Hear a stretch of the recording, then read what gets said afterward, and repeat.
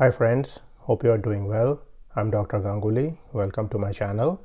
So today I'm going to discuss about the MRes degree, and this is a master's degree which is offered typically in UK universities, and also it may be offered in some other Commonwealth countries also, for example Singapore, Hong Kong and Australia. Now this degree is essentially a master's degree by research, and you can do it in all the different disciplines. You can do it in sciences, in the liberal arts, in humanities, in social sciences and so on. Now you can also do the MRes degree in engineering domains. So many people who are applying to UK universities, they are getting these kind of offers where they have to do the masters by research. So let's look at this topic in some detail. Some students have got this particular offer. So what does this degree typically entail?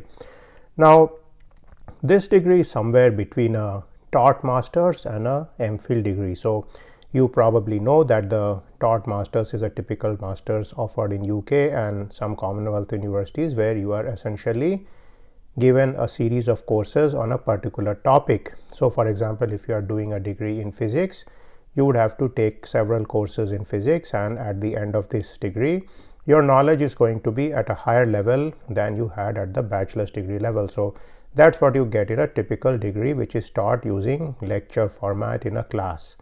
And most people who think of degrees, they think of these kind of taught master's degrees or taught bachelor's degrees. Now at the other extreme, there is the MPhil degree, where you are essentially supposed to do independent research. It's often guided by a supervisor, and you work on a particular problem and you write a thesis at the end of your MPhil problem. So this is like a project, this is like a problem you have to do, and in this case also you may be supervised by a person and you are judged on the quality of your MPhil thesis. Now the MRes is somewhere in between. So what happens in the MRes is that you may take some courses. These courses are essentially to prepare you for the research path, and very often these courses may have something to do with the research methods field or about how research is done and so on. So you may learn some of the things such as the qualitative, quantitative and mixed methods of doing research, and some of the details about the entire field of research methods and research design. Now even if you do all this, you still have to do research work and you have to write a thesis. So what happens here is that the thesis topic is going to become very important for this particular degree. Now if you were doing a typical degree, for example in computer science, you would essentially take a lot of courses and you could build up on your knowledge at the bachelor's degree level, and you will essentially then join any particular company. So you would do various courses. For example, you may do courses on compilers, on databases, on programming languages and so on, and you may learn some programming languages also. You may do some courses on machine learning. You may also do some courses on mathematics, statistics, etc. Now what happens with the typical taught masters is that any company knows you have done these courses, so they know that they can hire you and they can put you on any type of project. Now with the MRes degree, the choice of the project becomes very important. So for example, if you are doing this in computer science, it may be that your thesis project involves machine learning, in which case you would be somebody who has developed a very good amount of skill, and because you have done research in this particular area, maybe you have applied machine learning to solve a particular problem. It could be in the health sciences, it could be in financial services, or it could be in any different field, even in physics. What would happen is that they would know that you have developed a lot of expertise in this area, because do remember, research involves reading a lot of papers, doing a literature survey, figuring out a gap in this particular domain, and then doing some research so as to fill this gap. And at the end of this process, you will probably end up writing a conference or journal paper. So very often research is quantified by publication, so you actually have a publication to show at the end of the MRes degree.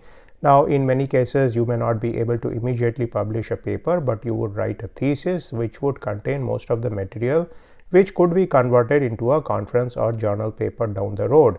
Now like I mentioned before, if your problem is very much relevant to the current days and times, you can easily get a job. For example, if you were to do an MRes degree with the specialization in cybersecurity or on biotechnology or on infectious diseases or on solar power. If these topics are hot at a given time, then your job scene will be very good. But if you ended up doing something in very specialized field, maybe you did something on logic, on predicate calculus, maybe on intersectionality in social sciences, maybe on decolonization, then what would happen is that you would have to look for a job. Maybe there are jobs out there, maybe there are not jobs out there.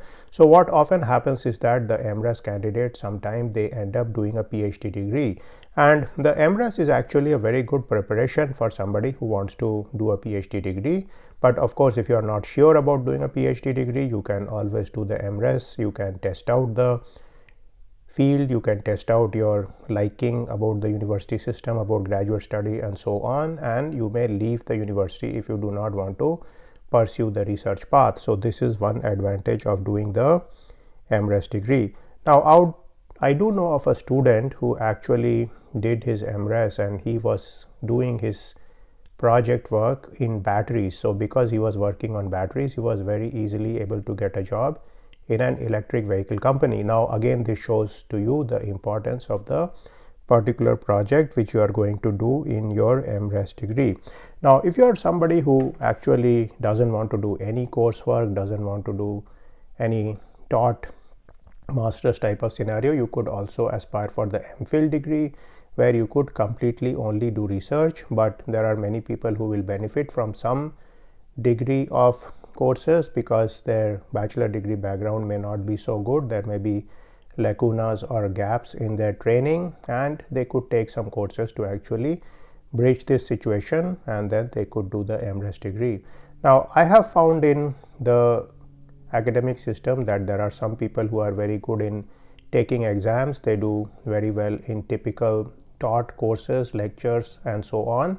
And there are different type of students who are actually good in research. So these are the students who often work at a slower pace, but they often follow the rule of slow and steady wins the race. So in this kind of situation, if you are one of these person who is more diligent, who is somebody who likes to work in the lab, who likes to work in the library, who likes to do research on the computer, somewhat of an introverted personality, you may also think that you may be somebody who does better in research. You may not do so well in courses, your GPA may not be so good, but you may be somebody who has good research proclivity. In that case, MRes degree would certainly be the way to go.